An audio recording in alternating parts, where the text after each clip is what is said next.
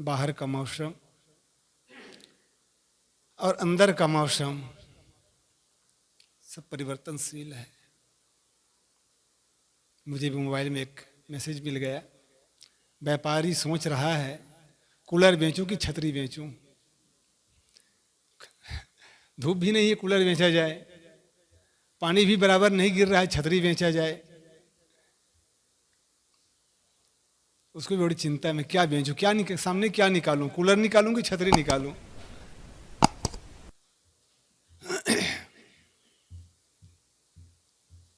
हमारा जीवन भी कुछ इस तरह है।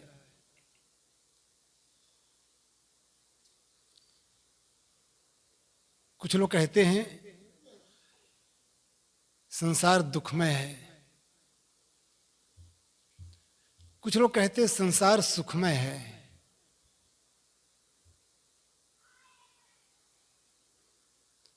संसार न दुखमय है न सुखमय है, संसार जैसा है वैसा है। देखने की नजरिया होती है।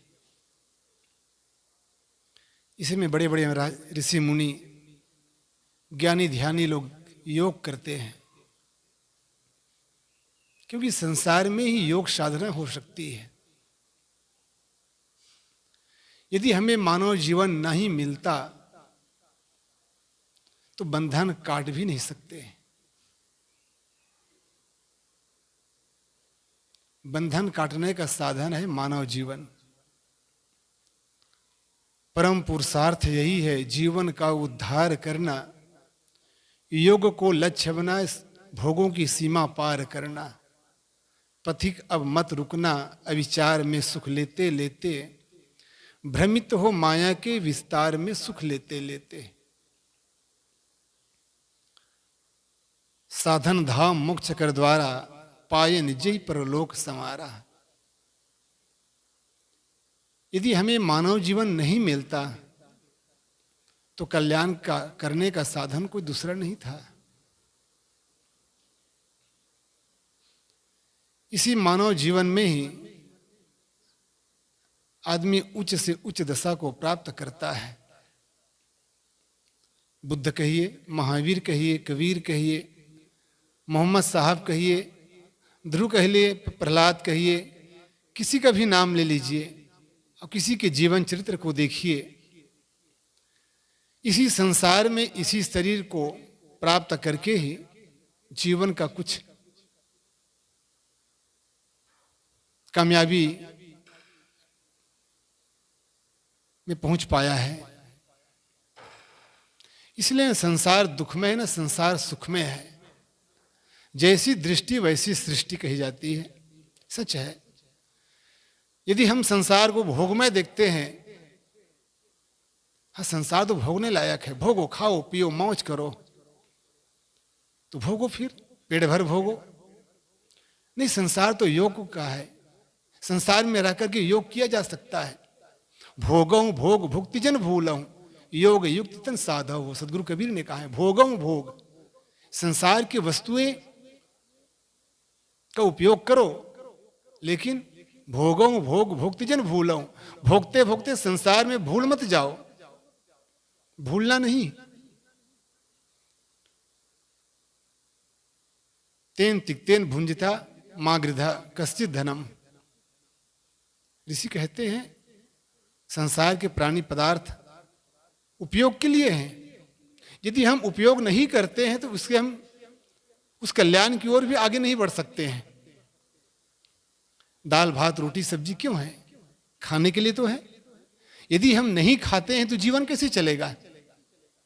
और जीवन नहीं चलेगा तो साधना भी नहीं हो सकती है। महात्मा बुद्ध की बात सुनते हैं, जब महात्मा बुद्ध अधिक त्याग के मार्ग पर चलने लगा तो शरीर निर्बल हो गया, चला नहीं जाता था, उठा नहीं जाता था। तब उसको ज्ञान हुआ इतना कष्ट देना भी ठीक नहीं है। दे सुखाए पिंजर करे, धरे रहन दिन ध्यान, तुलसी मिटे न वासना, बिना विचारे ज्ञान। गोस्वामी जी कहते हैं देह को पिंजर कर दोगे, जर्जर कर दोगे, तब भी साधना नहीं बनेगी। भोजन त्याग दिया, खाना पीना त्याग दिया, फिर कहो मेरी वासना खत्म हो गई, अब मेरा कल्याण हो जाएगा, ये भी मुश्किल है। क्योंकि जितना प्रारब्ध में भोगना है उसी भोग के साथ साथ योग भी होता है। भोग का केवल मतलब नहीं विषय वासना है। सदगुरु कबीर ने कहा, जग विलास है देह को साधो करो विचार। संसार के प्राणी पदार्थ है, उससे व्यवहार लो। प्राणी है उसके साथ व्यवहार लो, पदार्थों के साथ सहयोग लो। साधन है, आप सब गाड़ी से आए हैं, वो भी एक साधन है। किसके लिए है? चलाने के लिए। उस साधन के माध्यम से अपने मंजिल तक पहुंचने के लिए, ना कि पेट्रोल डीजल जलाने के लिए। ठीक उसी प्रकार से शरीर और शरीर संबंधी प्राणी पदार्थ है। इसलिए कैसा करना है? उसके साथ सही बर्ताव करना है। बिजली है, बिजली कितने साधन की चीजें हैं। पंखे कितने साधन की चीजें हैं। हर चीजें हमारे लिए उपयोग की वस्तुएं हैं। यदि हम उससे ज्यादा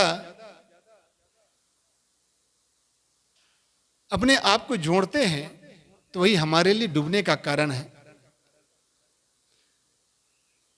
इसलिए संत लोग कहते हैं, नाव पानी में चले तो चलने दीजिए, लेकिन नाव में पानी ना आने दीजिए।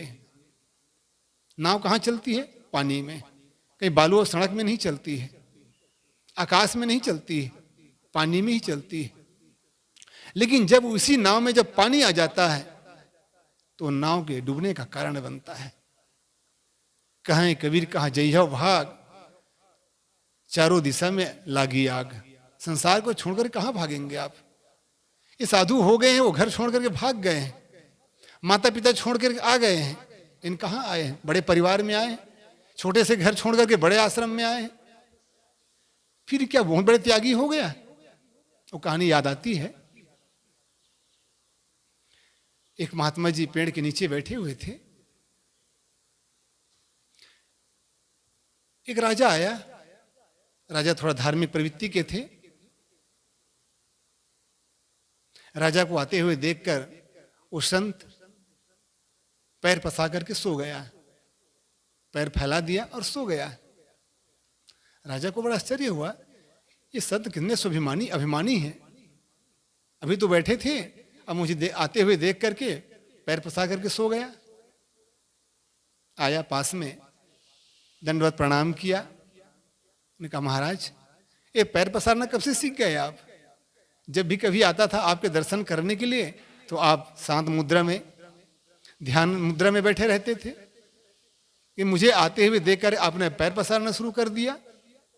संत ने कहा, जब से मैंने हाथ पसारना छोड़ दिया तब से पैर पसारना शुरू कर दिया। अर्थात मेरी सारी चाहनाएं जब तक थी तब तक मैं हाथ पसारता था। अंडा था तब बोलता, बच्चा बोलत नाही। शायद किसी संत की वाणी है, बच्चा था तब बोलता, अंडा बोलत नाही। जब मैं बच्चा था तब बोलता था, अब बोलने की काम नहीं, अब बोलने का काम नहीं है।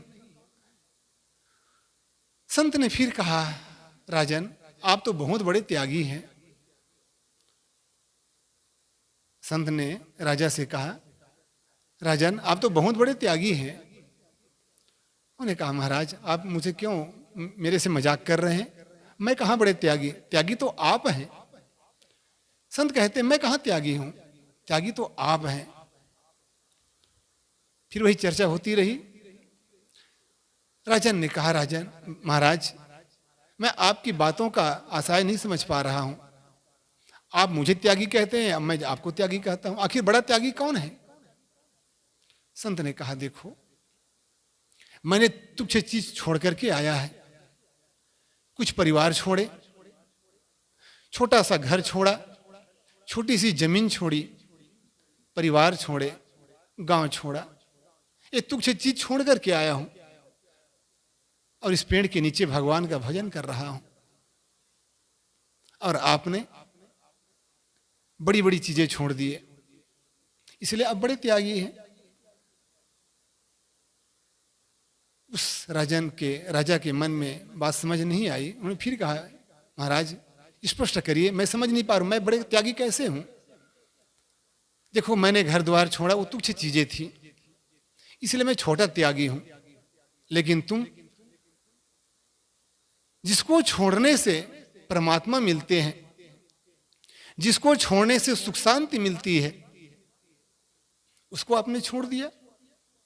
भगवान बुद्ध ने शांति के लिए महल छोड़ दिए, महल छोड़ दिए, बेटा छोड़ दिया, पत्नी छोड़ दिए, पूरा परिवार छोड़ दिया। महात्मा बुद्ध ने शांति प्राप्त करने के लिए महल और धन दौलत छोड़ दिया। लेकिन हम जीव कैसे हैं? धन दौलत और माल खजाना पाने के लिए शांति को छोड़ देते हैं, सुख के मार्गों को छोड़ देते हैं। इसलिए संत कहते हैं, तुम बड़े त्यागी हो। जिसको पाने के लिए बड़े बड़े ऋषि मुनि, ध्यानी, ज्ञानी लोग तरसते हैं, हमें उस परम पद की प्राप्ति कैसे होगी, उस निर्वाण पद की प्राप्ति कैसे होगी, सुख शांति की प्राप्ति कैसे होगी, उसके लिए बड़े बड़े यत्न करते हैं, जतन करते हैं, तपस्या साधना करते हैं। अब आप उसको छोड़ दिए और इस संसार के भोग पदार्थों में डूब गए, इसलिए तुम बड़े त्यागी हो। और मैं तो तुच्छ चीजों को छोड़ करके आया हूं, कुछ परिवार को, कुछ छोटा सा घर को, गांव को छोड़ करके आया हूं, इसलिए मैं छोटा त्यागी हूं, तुम बड़े त्यागी हो। राजा के दिमाग में वो बातें बैठी और समझ गए, महाराज आप क्या कहना चाहते हैं। इसलिए कहा जाता है, धर्म बड़ा कि कर्म बड़ा है।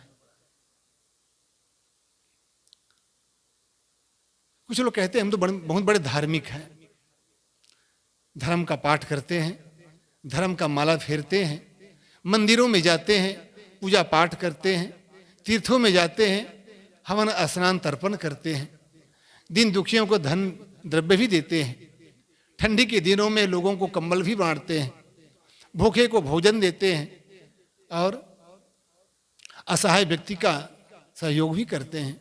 तो हम तो बहुत बड़े धर्म का काम करते हैं। एक आदमी कहता है, मैं धर्म वरम कुछ नहीं जानता हूं, मैं केवल कर्तव्य करता हूं, कर्म करता हूं। सदगुरु कबीर ने यही कहा है, पाप पुण्य की शंका नाही, स्वर्ग नरक नहीं जाही। मुझे पाप पुण्य की कोई शंका नहीं है कि पाप क्या है, पुण्य क्या है, पाप कहां बसता है और धर्म पुण्य कहां बसता है। मैं तो अपने केवल कर्म करता हूं, धर्म क्या चीज है मैं नहीं जानता हूं। जो आदमी सच्चा कर्म करता है, इसलिए तो कहा जाता है कर्म ही पूजा है। जो आदमी कर्म करता है वही तो सही धार्मिक है। असली धार्मिक वह है जो कर्म करता है। और कौन सा कर्म? वो कर्म जिस कर्म से किसी जीव को कष्ट न पहुंचे। वो कर्म है जो आदमी जिस क्षेत्र में रह रहा है, जिस जगह में रह रहा है, वो अपने कर्तव्य को सही ढंग से करता है, लापरवाही से नहीं, बेपरवाह से नहीं, दूसरे के भार से नहीं। कोई दूसरा कर लेगा, मुझे क्या करना है। जब हम सारे सुखों का अधिकारी हैं, जब हम सारे सुखों को भोगने के लिए हम तैयार हैं, या हमें सारे सुख सुविधाएं हमें चाहिए, तो हमारा का कर्तव्य नहीं बनता है उस जगह में रह करके हम अपने कर्तव्य को निभाएं। वही तो असली कर्म है। इसलिए कहा जाता है, कर्म करे और रहे अकर्मी। जो आदमी कर्म करते हुए अकर्म भाव से जीवन जीता है, वो सच्चा धार्मिक है। इसलिए आदमी धार्मिक बनने के पहले यदि अच्छा कर्मिक बने, कर्म में अपने जीवन को कुर्बान कर देता है, वो सच बड़ा धार्मिक है और वही भगवान को प्रिय होता है। इसलिए कृष्ण ने कहा है, कर्म करो। जो कर्म योगी होता है वो धर्म योगी भी होता है, और जो कर्म से जी चुराता है वो सही धार्मिक नहीं हो सकता, केवल दिखावा होता है। मैं तो पूजा पाठ करता हूं, मैं तो ध्यान करता हूं, मैं तो तप करता हूं, मैं तो बहुत बड़े ज्ञानी हूं, जानता हूं, बाहर का दिखावा हो जाता है, कुछ नहीं होता है उससे। इसलिए जीवन हम सबको मिला हुआ है, और जीवन के साथ साथ व्यक्ति मिले हैं, पदार्थ मिले हैं, उसके साथ यदि हम सही व्यवहार करते हैं तो सचमुच में हम जीते जी अपने जीवन का कल्याण कर लेते हैं। इसलिए साहिब ने कहा है, भोग में योग सिखावे। ये सुंदर सुंदर पद है, कबीर के पद का हो चाहे ओशो के, ओशो ने यही कहा है, भोग में योग सिखावे। संसार में रहते हुए ही जीवन जीते हुए, इसलिए ऐसे खाओ तो खाए जैसा न लगे, ऐसे देखो को देखे जैसा न लगे, ऐसे सुनो सुने जैसा न लगे। अर्थात खाते खाते इतना डूब न जाओ कि अपने को भूल जाओ, करते करते इतना डूब न जाओ कि अपने स्थिति को भूल जाओ। हर चीज में जागरूकता की जरूरत है, सजगता की जरूरत है कि हम क्या हैं, कौन है और किस लिए संसार में आए हैं। सोचो जरा, करो मन में विचार, मानो जीवन नहीं हर बार, क्यों तू आया है संसार में, क्या तू पाया है संसार में। इसलिए जागरूकता रूपी जीवन जब हम जीते हैं तो सचमुच में हमारा कर्म धर्म समान भाव से हो जाता है, और वही आदमी धर्म के रास्ता पर, कहिए कर्म के रास्ता पर, वो सच्चा कर्मी होता है। और जिसका कर्म ऊंचा होता है उसकी सही पूजा बनी बनाई है। इसलिए हम सबको भी चाहिए अपने धर्म के रास्ता पर, अपने कर्म के रास्ता पर यदि ईमानदारी से चलते हैं तो हम मानव जीवन को सही ढंग से जी रहे हैं। और जिसका मानव जीवन जीने का ढंग सही हो गया तो समझो वो कल्याण के रास्ता पर चल रहा है, सदगुरु संतों के आदेश निर्देश पर चल रहा है, तो उसका भवसागर पार होना निश्चित है। इसलिए हम सबको भी सदगुरु संतों के आदेश निर्देश पर चलने की आवश्यकता है और जीवन सफल बनाने की आवश्यकता है। ज़्यादा न कहते हुए अपनी मानों को यहीं पर विराम। बोलो सदगुरु देव की जय।